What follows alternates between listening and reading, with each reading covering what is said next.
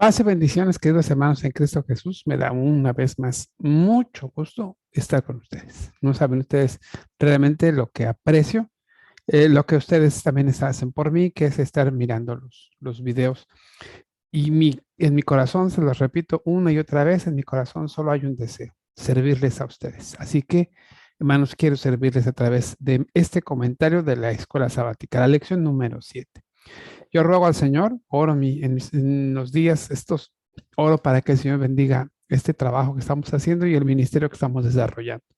Así que en el nombre de Jesús, pues aquí estamos y vamos a servirles en la medida de lo posible. Bien, quiero compartir con ustedes mi pantalla y quiero compartir también un poquito de música para que vayamos todos viendo las cosas bien, tomemos mejor partido aquí.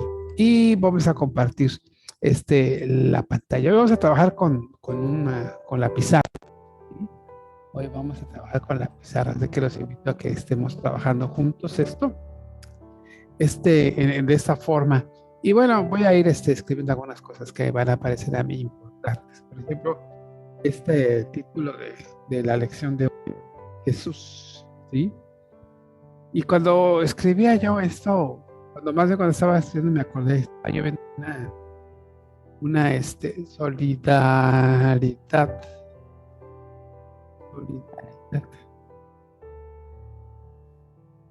plena de Dios. Ay, hermanos, discúlpame ver que escribo horrible, escribo peor con la mano. Plena de... Muy bien, ese es el título de la lección. Hay algunas lecturas que hay que hacerse bien. Les comentaba yo que estaba viendo una película que está en Netflix. Bueno, no es una película, más bien es ¿cómo le llamaremos? Es un documental. Este documental, ¿sí? Es de Luis Donaldo Colosio y me llama mucha la atención cuando estaba Colosio. Antes de ser presidente estaba en boga un famoso el programa que se llamaba Solidaridad, si se acuerdan ustedes, allá por los años 90. En 90 que salió este programa, lo sacó don Carlos Salinas de Gortari, y él sacó este programa, y al frente de este programa estaba Luis Donaldo Colosio. Me llamó mucho la atención el programa porque oí la palabra y me pareció, o sea, me impactó, ¿no? Eso de que en Chiapas, cuando estaba el levantamiento de las Fuerzas Armadas de lo que era los zapatistas, bueno, pues estos zapatistas al levantarse en armas, entonces el gobierno lo que hace es contrarrestar eso. ¿Cómo? Y dice, mandamos cañonazos de solidaridad. Entonces, hacer una serie de ayudas, apoyos gubernamentales que estaban mandando hacia allá. Y entonces me quedé pensando, bueno, mucha de la solidaridad se tiene que mostrar siempre, se necesitaba hacia el otro. Cuando Jesús nos llama a nosotros a seguirlo, Él nos llama para que podamos unirnos a su plan, y su plan era estar con los pobres. Él fue ungido para restaurar, para sanar, para los quebrantados, para estar con el pobre. Cuando Él escribe el sermón del monte, bueno, cuando Él da el sermón del monte, dice, bienaventurados los pobres, los hambrientos, etcétera. Todas esas gentes que Él está diciendo ahí. Y bueno, de las lecturas que nos propone en esta escuela sabática, son lecturas muy interesantes. Una está en Lucas 6, capítulo 12 al verso 49, donde él elige a los apóstoles, ¿sí? Después de haberlos elegido en oración, él estaba abajo del monte a orar, y entonces él los elige, y después que los elige, está con ellos, son, ay, perdón, disculpe. Y entonces, él decide atender a una multitud que está ahí y empieza a sanar, liberar a los atormentados de espíritus, empieza a sanar a los enfermos, allá en una zona que se llama Tiro y Sidón. Después de eso, entonces da su mensaje acerca del sermón del monte.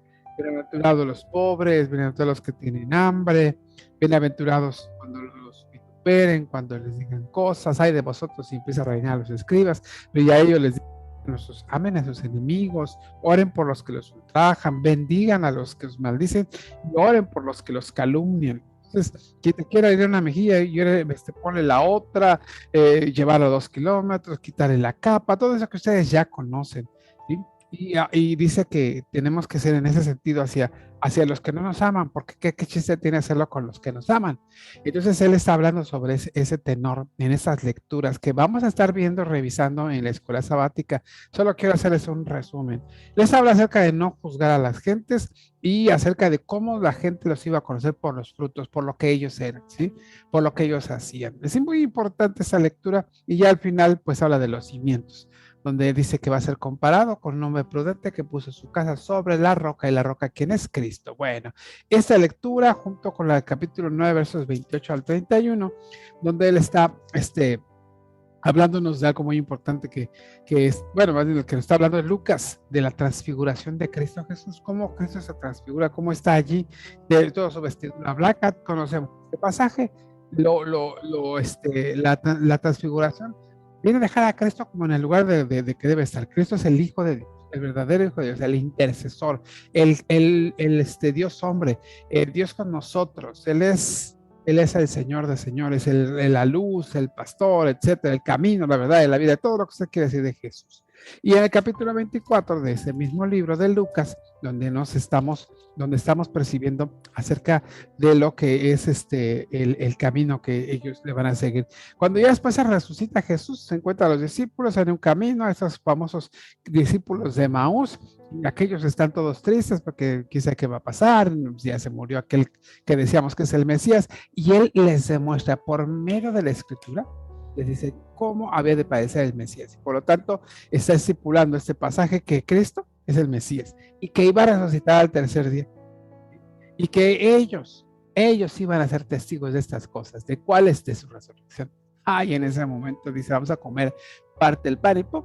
Desaparece. Y aquellos dijeron, vamos, y se fueron a ver a los discípulos. ¿Y qué creen que fueron? Testigos de esas cosas. Les van a dar testimonio a los. Bien, esta escuela sabática vamos a hablar sobre todo en el énfasis, y el énfasis es el camino trazado por Jesús. Y esta palabra es muy importante, hermanos, porque la palabra que a ver es el camino. Camino. Que no se nos olvide, porque el asunto del camino, hermanos, es el asunto de andar, de caminar. Jesús lo que hace cuando practica el peripateo, caminando y enseñando. No sé cómo es a decirse también en griego, solo me aprendí esa, pero la otra palabra en griego sería sanando y caminando, alimentando y caminando, haciendo bien y caminando. Todo era camino, él andaba de un lado para otro. Recuerden que Jesús fue un predicador itinerante, no tenía un lugar fijo, sino iba de lugar en lugar haciendo bien. Esto es lo que vemos aquí, ¿sí? Dice el texto base que socorrió a Israel, su siervo, acordándose de la misericordia de la cual habló a nuestros padres para con Abraham y su descendencia para siempre. Aquí va a ser la base en el asunto de Abraham y van a ver por qué. Miren, hoy vamos nosotros a hacer 3 cosas. ¿Qué es lo que vamos a hacer? Vamos a identificar que el camino trazado por Jesús como ungido de Dios es el del llamado para bendecir a las naciones. ¿Cómo? Mediante la práctica de una solidaridad plena con los menos favorecidos en el poder del Espíritu Santo. ¿Para qué? Para que en consecuencia nos pongamos a seguir sus pasos por ese camino, renovándonos como pueblo de Dios. ¿Ya lo vio? Identificar, ¿sí?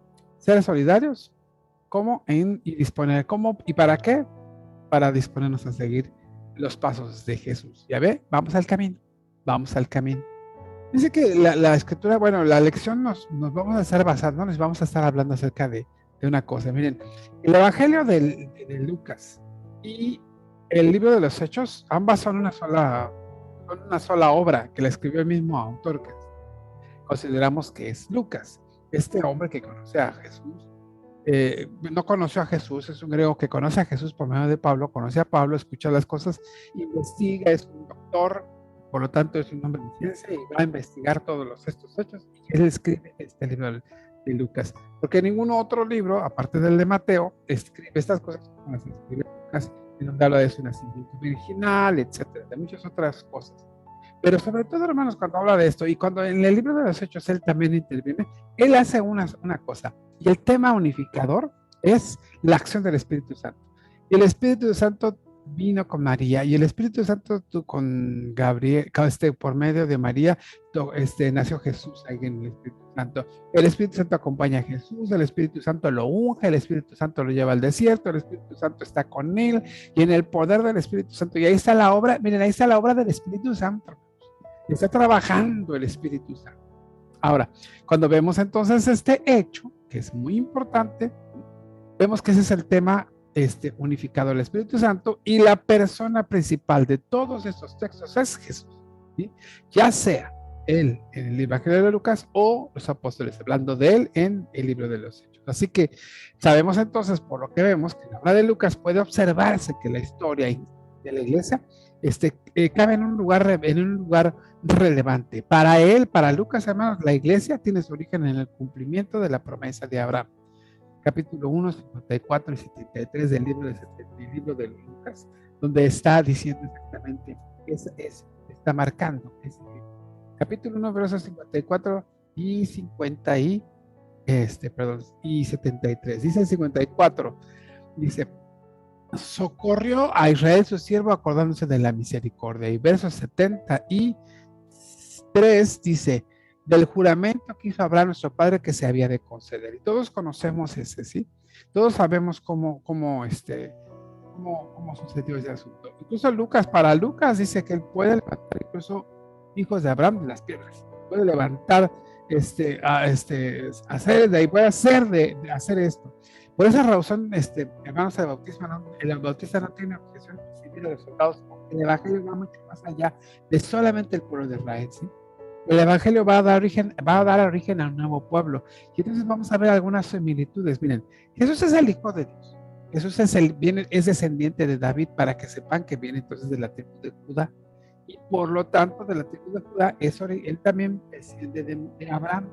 De Abraham es el que iba a redimir. Bueno, por medio de Jesús se va a redimir a toda la humanidad la promesa que hizo Abraham. ¿Se acuerdan de Génesis 12:1? Sal de tu tierra, de tu parentela, a la tierra que yo te mostraré, y te bendeciré a ti y a todas las familias de la tierra. Por lo tanto, nosotros vemos aquí cómo está sucediendo y vemos también cómo este dicho de ese cumplimiento se iba a dar en el Mesías. Y este Mesías no es otra cosa más que Jesús, ¿sí? Entonces vemos cómo va a redimir a la humanidad, ¿sí? Entera. Va a redimir como el hijo de Adán, como el hijo de Dios. Jesús va a dar origen a esta nueva comunidad y esta va a suceder como sucedió con Egipto, ¿sí? ¿Recuerdan? Allí fue aprobado el corazón de los israelitas. Y a diferencia de aquel pueblo, en este caso Jesús sale también del desierto, pero aquí Jesús es obediente, porque ahí es donde comienza su ministerio. Entonces Lucas presenta a Jesús como el Mesías, pero esta unción que recibe Jesús no es como la que hablamos la semana pasada, ¿se acuerdan? El ungimiento que se daba a los reyes, a los sacerdotes y a los profetas, sobre todo como a los profetas, al estilo de los profetas, la unción venía del Espíritu Santo. Cuando Jesús es bautizado, Lucas 4:18, él toma el libro y dice, el Espíritu del Señor ha venido sobre mí, me ha ungido para dar las nuevas. Entonces él está hablando de ese ungimiento. Soy el ungido. Recuerden, Mesías en aquel tiempo había muchos. Había un Mesías. ¿Quién es Moisés? Moisés es el Mesías, pero el Mesías verdadero, que es Jesús, aquí está.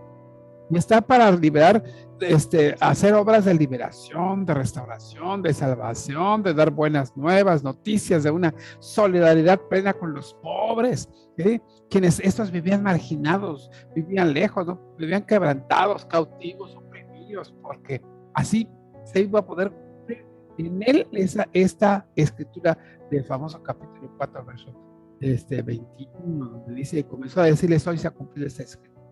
Igual que se ha venido a predicar el año agradable del Señor. Y todo esto lo concatenamos con aquellas lecciones anteriores que estuvimos viendo. Hermanos míos, queridísimos hermanos, el Mesías va a dar origen a una nueva comunidad.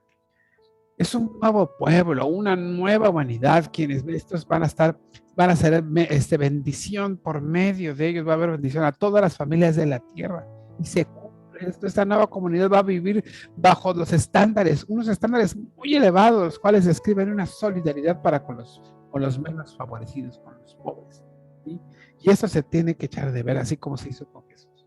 y en la enseñanza de Jesús a esta nueva comunidad escrita en el Sermón del Monte, entonces vamos a tener nuestra propia experiencia de iglesia, de una iglesia descrita como lo tienen Hechos 2:41 al 47, y la iglesia perseveraba unánime en las oraciones, en el partimiento del pan, en la comunión, y repartían todos sus bienes y le daban a todos aquellos que necesitaban. Vean ustedes qué maravilloso era vivir así.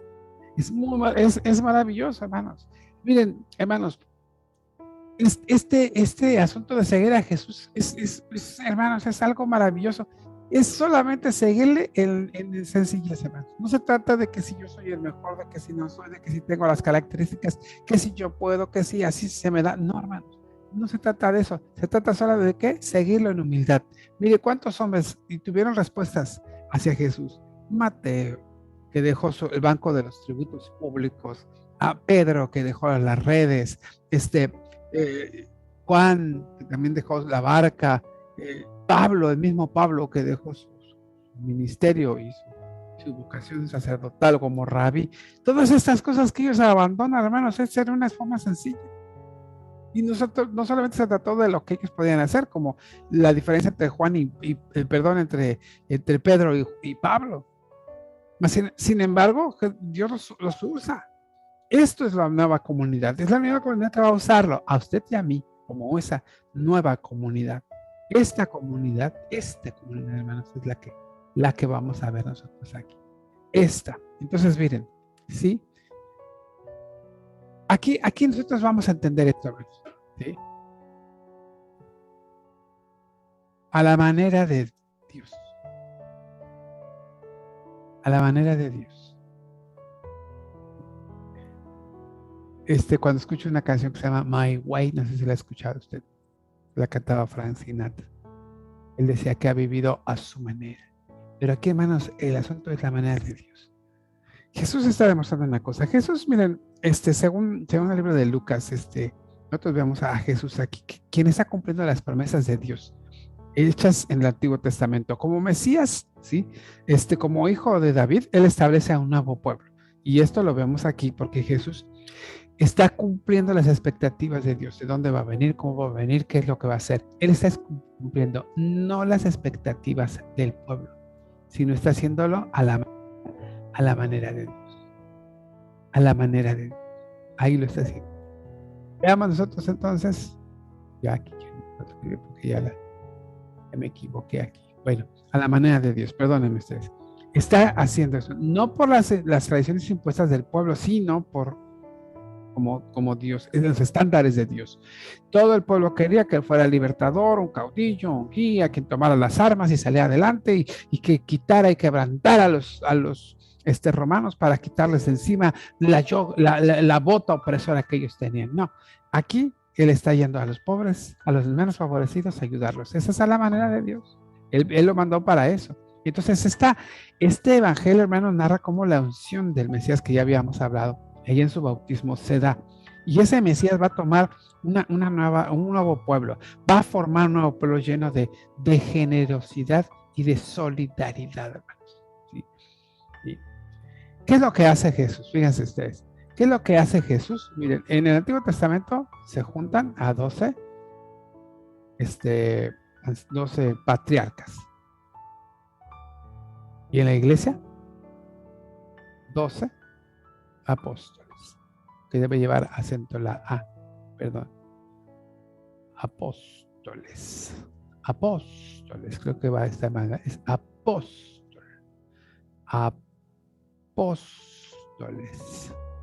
Entonces, estos 12 patriarcas y 12 apóstoles, ¿sí? Cuando vemos este número de los 12 tribus así, vemos cómo se funda el pueblo de Israel con 12 patriarcas y estamos viendo entonces cómo también se funda la nueva iglesia con 12 apóstoles. Estos 12 patriarcas, hermanos, estos 12 patriarcas representando al pueblo de Israel tuvieron que salir al desierto. ¿Sí? Tuvieron que salir al desierto, tuvieron que hacer éxodo. En su éxodo. Jesús, como representante de la nueva iglesia, él también sale al desierto, también hace éxodo. ¿Cuál es la diferencia en el desierto de Jesús y en el desierto del pueblo de Israel? La diferencia, hermanos, iba en una sola palabra. Y esa palabra, hermanos, ¿saben cuál es? Esa palabra, les voy a poner aquí, déjenme correr esto acá. Esa palabra se llama obediencia. Obediencia. Esa palabra se llama obediencia. El pueblo de Israel, ¿qué hizo? No obedeció. ¿Y Jesús qué es lo que hace? Obedece. Al pueblo de Israel ya se le habían establecido y se le da leyes, al igual que en el libro de Éxodo. A los apóstoles se les van a dar leyes también. Se sube el monte, dice, abriendo su boca les enseñó, bienaventurados los pobres, y les empieza a decir lo que ya leímos en Lucas. Cómo tienen que ser, cómo tienen que comportarse, cómo tienen que ser en su vida íntima. No oren como estos fariseos. Oren en su Padre que está en secreto, y su Padre que ve en secreto los recompensará en público. De su vida privada, así como de su vida pública, amen a los demás. Por sus obras los conocerán. En el desierto, el pueblo de Israel falla, pero en el desierto de Jesús, la muestra es la obediencia. Por lo tanto, todos los que le siguen, todos los que están con él, van a ser desierto y van a ser éxodo. ¿Cómo vamos a responder ante eso? ¿Qué es lo que vamos a hacer? ¿Sí? Jesús va a cumplir esas promesas de Abraham. Bueno, vamos a pasar a ello, pero antes quiero decirles que esto es lo que hace, esto es lo que va a dar. Allí les va a dar su ley, ahí les va a hacer un nuevo pacto, y allí entonces ellos, no va a ser un pacto autoritario como el de la ley, no, sino va a ser un pacto en el cual el servir y el dar testimonio son fieles, son fieles muestras de la prueba de que hemos de seguir a Jesús. La escritura dice que se sentaron en un trono. ¿Se da cuenta? Los patriarcas y los apóstoles se sentaron en un trono. Y no estamos hablando de la profecía de los 144,000, como dicen los testigos de Jehová. No, hermanos. Estamos hablando de la representación de la iglesia de todos los tiempos. ¿Sí? Así que si usted dice, no, la iglesia es la única aquí, hermano, déjeme decirle que no, porque la iglesia de Dios es una iglesia universal y está abarcando desde los apóstoles, desde los patriarcas, hermanos, hasta los apóstoles. Es una iglesia. Ahora, ¿cuáles son las características? ¿Cómo identificamos a un hijo de Dios? ¿Cómo identificamos a un verdadero hijo de Dios? ¿Sí? ¿Cómo identificamos a un cristiano? Déjeme ver porque se me cerró mi cámara. Mientras yo sigo escuchando, pero voy a tratar de abrir otra vez mi cámara porque se me congeló, ¿verdad? Se me congeló. Pero ahorita la abrimos otra vez. Hermanos, ¿cómo le diremos? ¿Cómo se va a identificar a los verdaderos, el verdadera gente del pueblo de Dios? ¿Sabe cómo identificarme?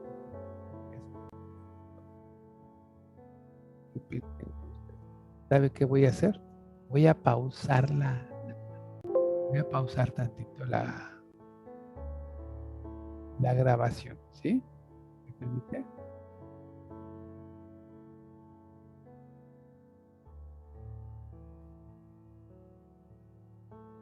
Pausar grabación.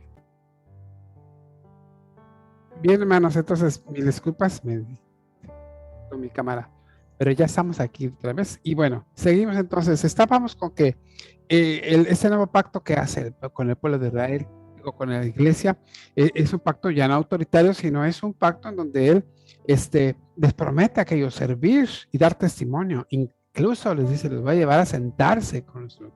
Esto de los 12 apóstoles y los 12 patriarcas, dijimos que es la representación de la iglesia.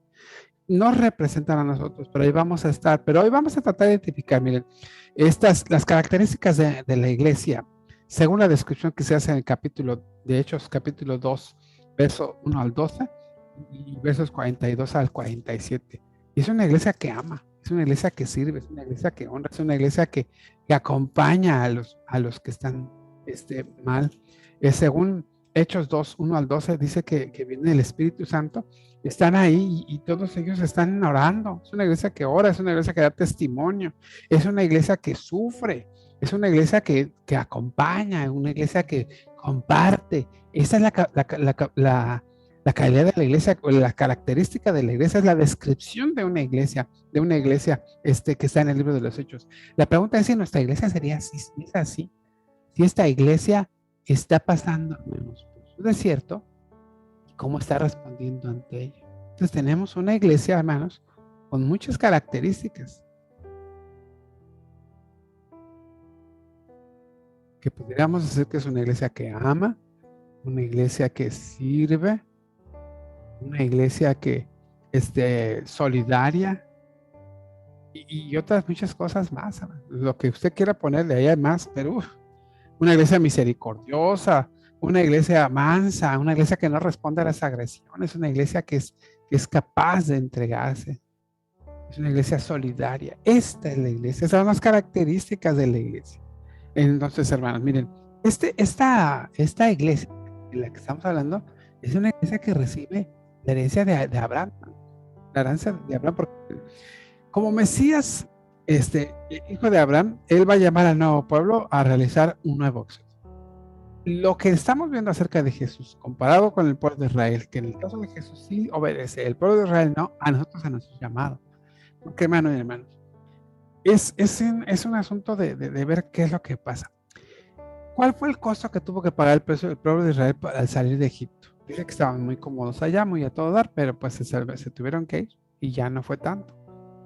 Y ellos renegaron y se rebelaron. El caso de Jesús, ¿qué tuvo que pagar? Sería ella, dejar todo. Nosotros, ¿cuál sería el costo para nosotros? Para nosotros dejar esto, lo que tenemos y salir a nuestro éxodo. ¿Cuál sería el costo? ¿Sí?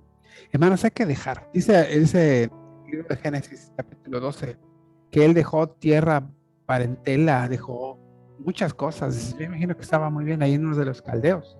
Incluso yo creo que hasta dejar su religión, porque él era politeísta. Él adoraba a muchos dioses y salir obedeciendo a un solo Dios o al Dios que él quería adorar, pues era dejar todo aquello que tenía, dejar todas las cosas. No es que tenemos que pudieran detenernos para seguir a Jesús.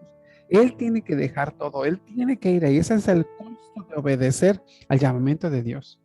Y ya estando ahí, hermanos, no es tan sencillo. Nosotros creemos que es así, pero hermanos, no es así tan sencillo. Jesús, de manera similar a Abraham, escuchó la ley de Moisés y los profetas, que le indicaba que debía ser un éxodo hacia Jerusalén.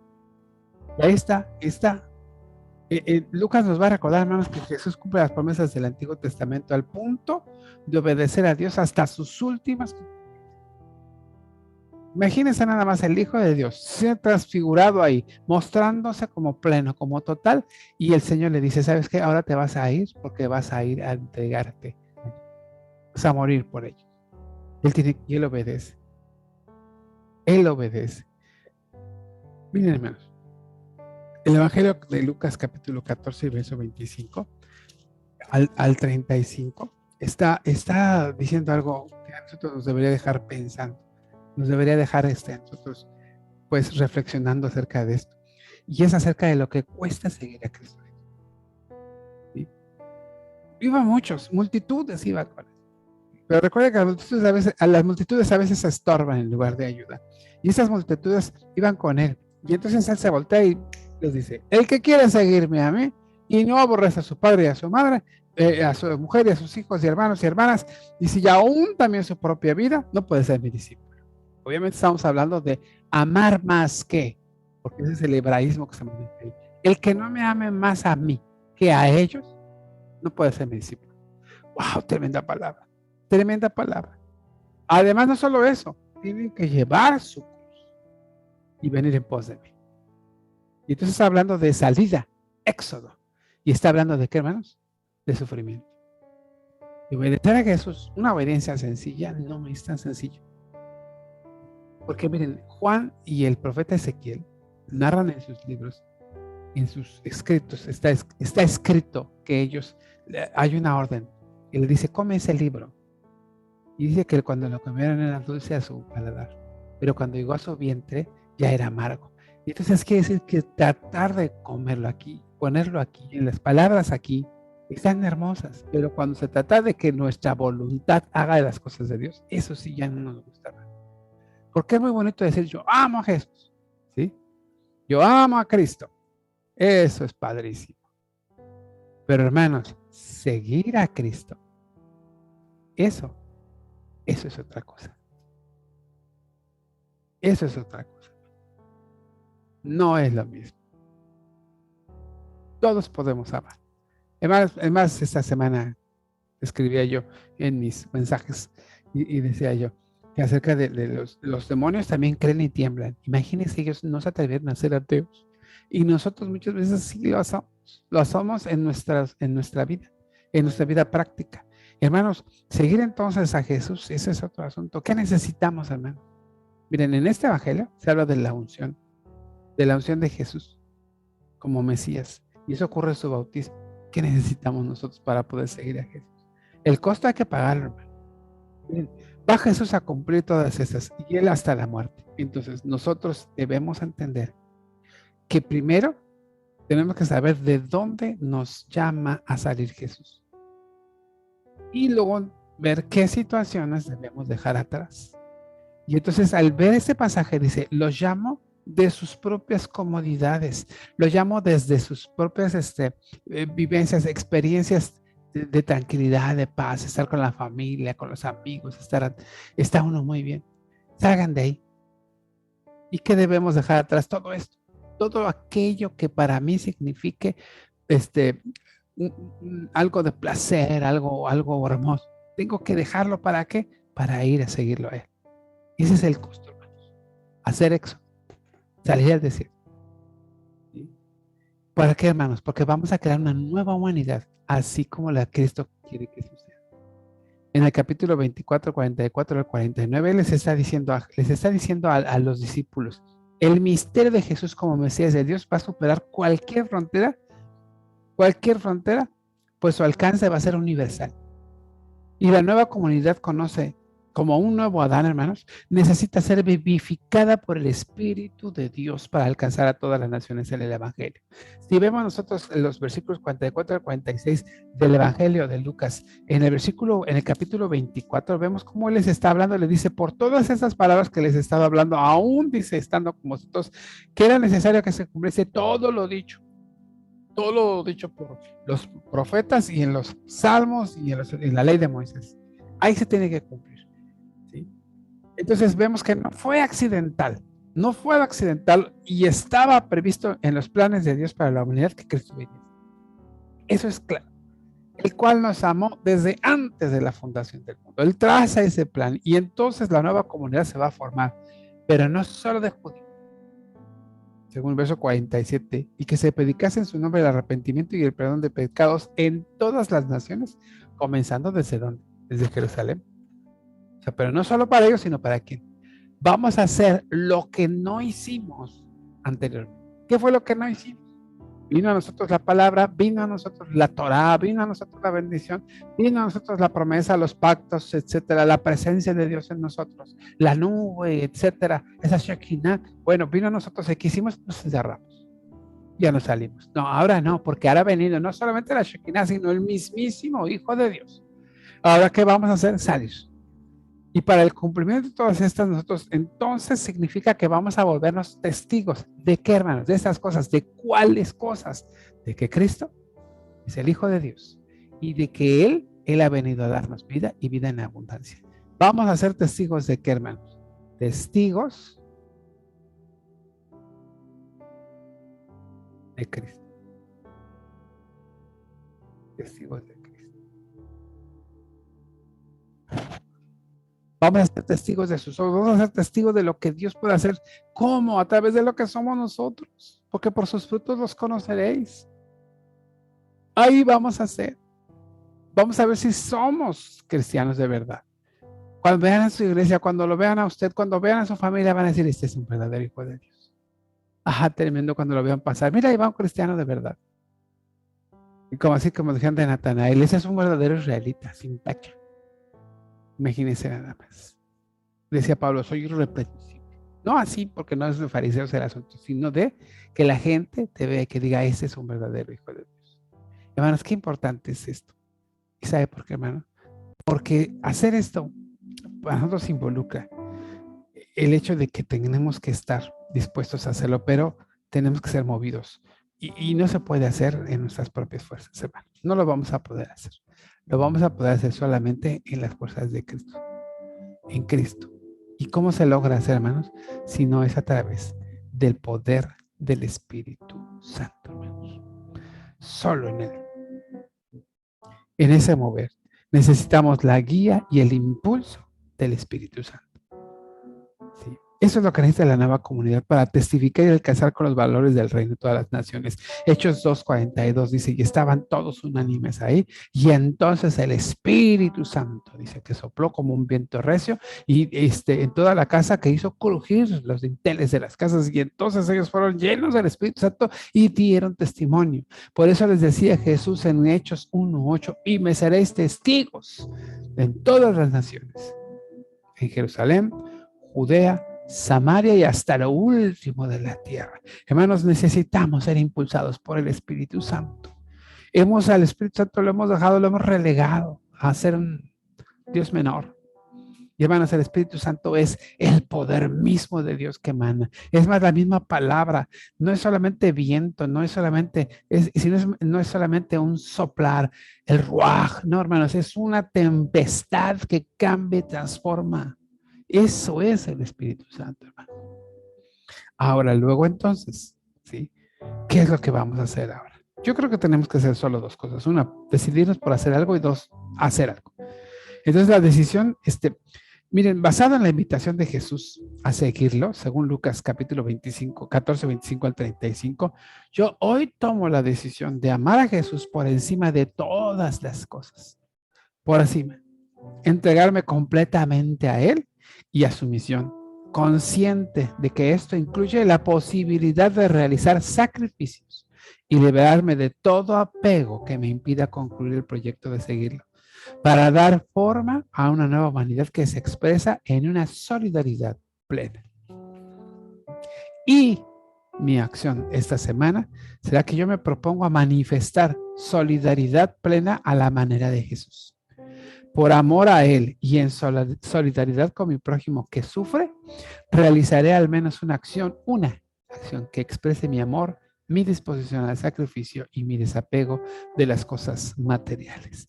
No vaya a ser usted como yo le hago el otro día. Señor, salí en la mañana antes de salir. Señor, ayúdame, yo quiero voy a hacer tu voluntad. Por lo tanto, déjame, Señor, compartir con otros las bendiciones que yo tengo, porque estaba orando para comer. Y esas bendiciones, Señor, que yo las pueda compartir con toda la gente. Y ahí voy y salgo a la calle. Y ahí voy. Y llego al semáforo y me encuentro de esos chicos que andan ahí haciendo malabares y todo. Y pasa y le digo, no tengo.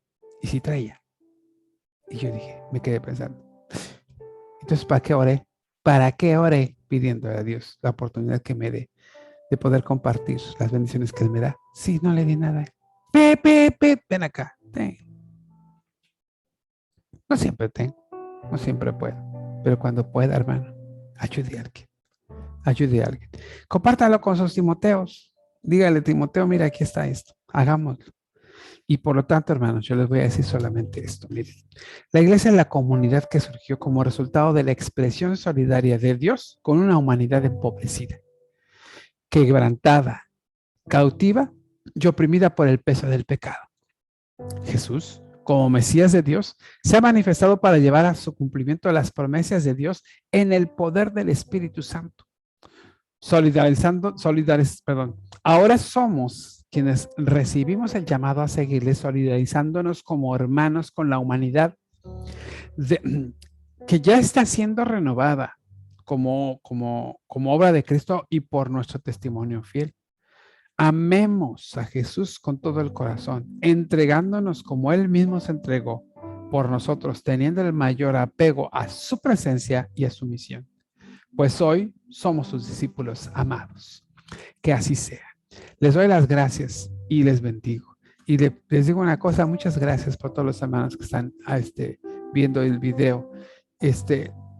A todos los hermanos, esta vez casi todos mis temas han sido de 67 vistas, 70 vistas, etcétera. Todos han visto. Hermano, no solamente lo vea, pónganle un like para que yo sepa que ahí está. A mí me avisan. Y para que yo vea si realmente este trabajo que estamos haciendo pues vale la pena. Yo digo que sí, porque lo hacemos en el nombre de Jesús. Pero sus likes me irán diciendo qué tan cierto estoy. Hermanos, les agradezco mucho. Que Jehová los bendiga y los guarde. Que Jehová haga resplandecer su rostro sobre ustedes y haya de ustedes misericordia. Que Jehová alce sobre ustedes su rostro y ponga en ustedes paz. En el nombre de Cristo Jesús. Amén. Dios les bendiga. Paz a ustedes.